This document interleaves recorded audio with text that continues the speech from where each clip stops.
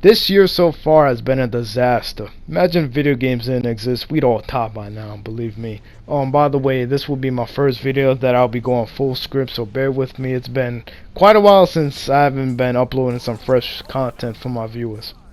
And by the title of this video, you already know what this is about. I don't want to make this too long of a video. I always ask myself what makes a game good whenever I jump on the old new or old systems.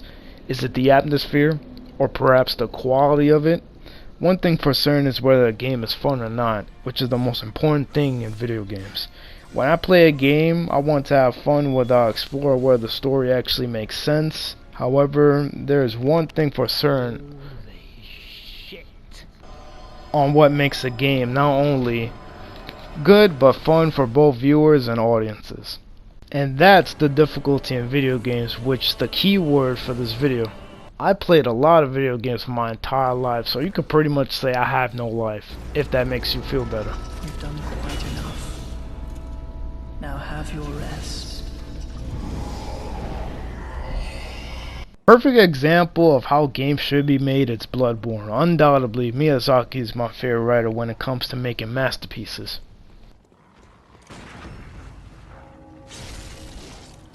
I've never seen such a gorgeous game unlike Bloodborne before. Wind Waker is the closest to it, but when it comes to everything that is ever needed in a video game, Bloodborne is the one thing that comes in mind. Now, it's not a perfect, but it's a damn right near perfect game. I just want to take one moment to appreciate the scene. Unless we're talking about this guy right here, get this bullshit out of my face. Some good top-notch games I recommend in terms of difficulty and fun is the new Doom Eternal, Neo 2, Hollow Knight, and Dark Souls, cause why not? They're good games. Other than that, that will have to be it for my scripts. For now on, I'll just go all out. Normally, I thought this wouldn't be a long video, but I kind of rushed through it because it was the first that I ever went on script. I wanted to be precise for my viewers and also do something a little different. Not normally my thing, but like I said, I wanted to try something new. Anyways, Doom Eternal is one of the games I anticipated of the year. The game's just incredible. It makes you want to be like the Doom guy, you know, from his perspective. Also, the story is a bit more interesting than it was for Doom, because Doom overall, as not only the character himself but the games itself, doesn't really have a story to it. It's all based on fun first person shooter experience. One of the most iconic and inspiration towards first person shooters. Doom Eternal has an upper hand here because I believe it's one of the best first person shooters of all time, in my opinion. Definitely one of my favorites next to BioShock. But Doom Eternal just hypes up the energy a lot better and more difficult than the first one from 2016. But I honestly love it. Undoubtedly, it's an incredible game and an incredible experience for all viewers. Mainly adults because it has blood and gore, so I don't recommend it to any younger viewers. However, it's still a very enjoyable, fun game for those that love the rip and tear idea for the first person shooter genre. Doom guy is an incredible character, one of the most iconic characters in video game history. So yeah, highly recommend Doom Eternal. Get that shit as you can.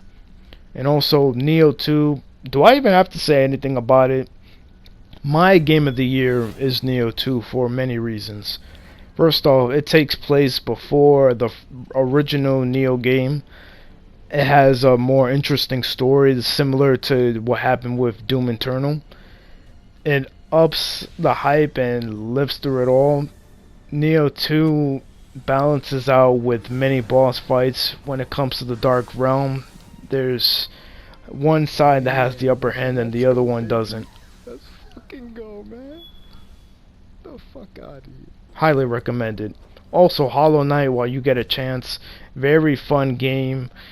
I personally think it's the best Retrovania game of the decade, but it's not only that, also one of the best Retrovania games in history. Obviously, because, I mean, who wouldn't say Hollow Knight isn't one of the best games out there?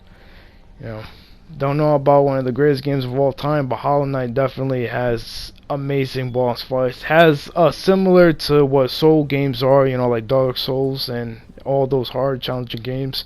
And of course, Dark Souls itself. I mean, come on, baby. It's all about Dark Souls. I mean, it popularized what was made and what people call soul games, based RPG games. One of my favorite scenes is when this blind knight just shoots out an entire fucking dragon, which is one of the most epic scenes I've ever seen. The most badass thing ever.